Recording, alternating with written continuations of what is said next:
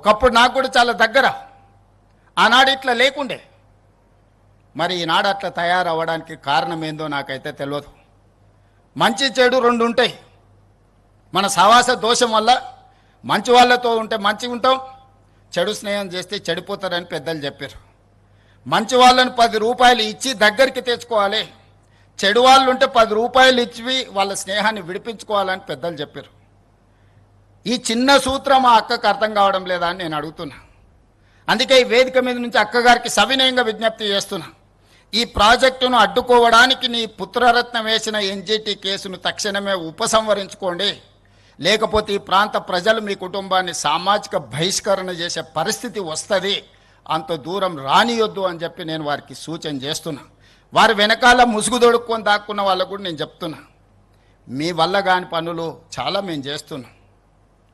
మీరు ఇట్లనే ఉంటే ఆ హోదా కూడా మిగలదు. ఇలాంటి చిల్లర మల్లర ప్రయత్నాలని మానేయమని ఆ వెనకాల దాచుకొని ముసుగు దొడుక్కొని మూసి అభివృద్ధి కార్యక్రమాన్ని అడ్డుకుంటున్న వాళ్ళకు కూడా నేను సూచన చేస్తున్నా. ఇది రాజకీయ వేదిక కాదు, కానీ ఈ ప్రాజెక్టుకు సంబంధించిన అంశం కాబట్టి ఈ వేదిక మీద నుంచి నేను ప్రస్తావిస్తున్నా. ఏది ఏమైనా 600 అయినా అక్కడి సూర్యుడు ఇక్కడ మొలిసిన ఈ ప్రాజెక్టు చేసి తీరుతాము. ఇది మా దీక్ష, ఇది మా శివ దీక్ష. రామప్ప మందిరం ఆనాడు పనులు మొదలుపెట్టినప్పుడు అక్కడ దర్శనం చేసుకొని రుద్రదేవుడు నిర్మించిన రామప్ప ఆలయంలో మొక్కుకొని బయలుదేరినాం. ప్రజాపాలన తెస్తాం, ప్రజలకు మేలు చేస్తామని. ఆ రామప్ప ఆలయ నమూనానే ఈరోజు మంచిరేవులలో నిర్మించాలి అని మేము అనుకుంటున్నాం. శిల్పులను కూడా మేము విజ్ఞప్తి చేసినాం. ఆ రామప్ప ఆలయ శివుడి సాక్షిగా ఈ వేదిక మీద నుంచి నేను చెప్పదలుచుకున్నా, ఖచ్చితంగా మూసీ నది ప్రక్షాళనే కాదు, ఇక్కడ ఆలయాన్ని నిర్మించి ఒక గొప్ప పుణ్యక్షేత్రంగా, దక్షిణ కాశీగా, ఈనాడు కాశీ నుంచి గంగా జలాలు తీసుకొచ్చింది యథాలాపంగా కాదు, దక్షిణ కాశీగా రాణించే విధంగా ఈ పుణ్యక్షేత్రాన్ని ముందుకు తీసుకెళ్తాం. మీరందరూ అండగా నిలబడండి, ఆశీర్వదించండి.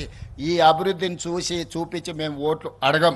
నేను మాట ఇస్తున్నా, ఈ అద్భుతమైన అభివృద్ధి చూస్తే ఈ దేవాలయాన్ని చూసి వాళ్ళకు ఓట్లు వేస్తారు. మన ఓట్ల కోసము, నోట్ల కోసం ఈ ప్రయత్నం కాదు.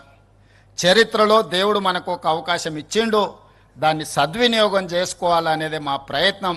దయచేసి సహకరించాల్సిందిగా అందరికీ విజ్ఞప్తి చేస్తూ, ఇంత మంచి కార్యక్రమాన్ని వేద పండితుల పర్యవేక్షణలో ఒక అద్భుత కార్యక్రమాన్ని నిర్వహించిన మూసీ రివర్ డెవలప్మెంట్ అధికారులను అందరినీ కూడా మనస్ఫూర్తిగా అభినందిస్తూ, chief secretary, DGP, grey hands, ఇతర ప్రభుత్వ శాఖలను అన్నిటిని కూడా అభినందిస్తూ మీ అందరి దగ్గర సెలవు తీసుకుంటున్న. ధన్యవాదాలు మిత్రులారా.